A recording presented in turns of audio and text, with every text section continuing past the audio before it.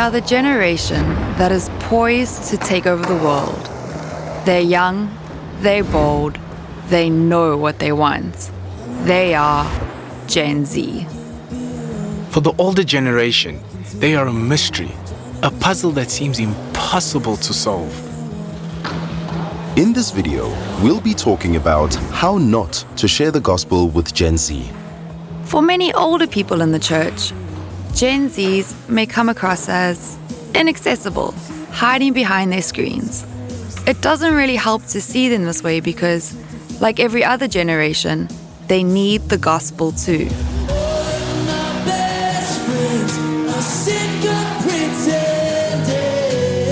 Let's be honest, the current picture looks bleak for the church. Gen Zs and the generation before them, millennials, are walking away from churches and religion in general like never before. Still, the church can't just look at this and give up. We must understand how this generation is wired and do everything in our power to share the gospel with them.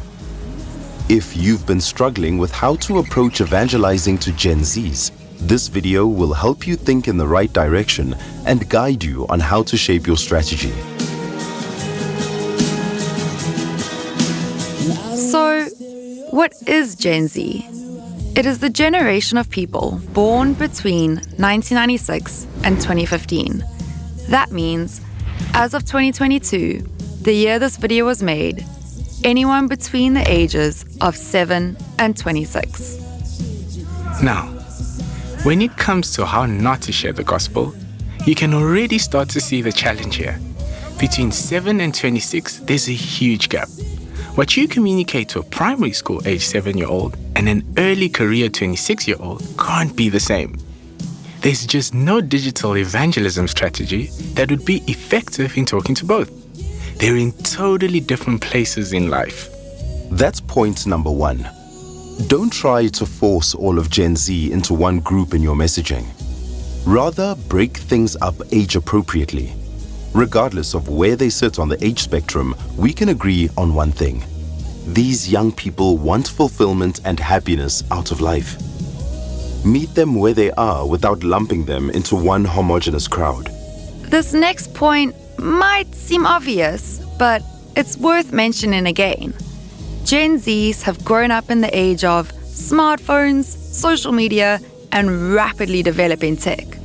They are always connected and learn best in media-rich environments. Older generations like boomers, Gen Xers, and to a lesser extent millennials, are frequently referred to as digital immigrants because they had to adapt to the digital age later in life. Not so with Gen Z. This group was born into the digital age and are referred to as digital natives or the internet generation. Often, they must teach the older groups how to find their way around digital platforms and technologies. In the name of being traditional or holding on to old school values, there are still many churches that downplay and even mock technology and the digital space. This is one surefire way of alienating Gen Zs. Point number 2. Don't ignore or undermine the importance of technology as you approach Gen Z with the gospel. This is the world they have always known and are invested in. Use that to your advantage. This leads straight to point number 3.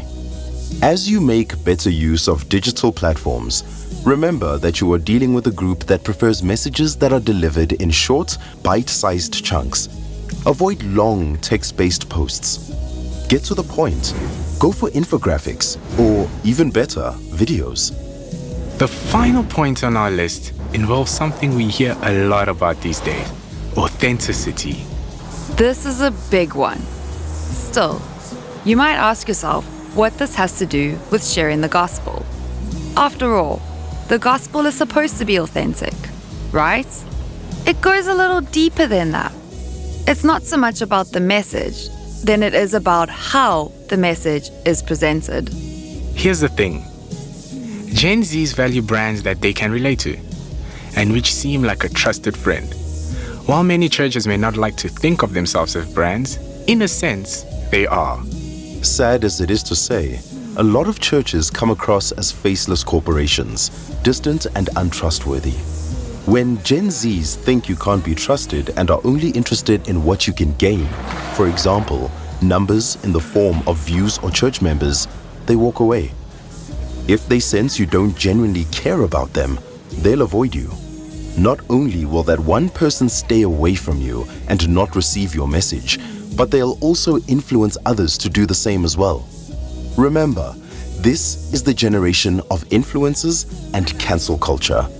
Project yourself in any way as insincere or unrelatable, and you may have a hard time winning their hearts and minds. At the end of the day, the generation gap is no reason for the gospel not to be shared.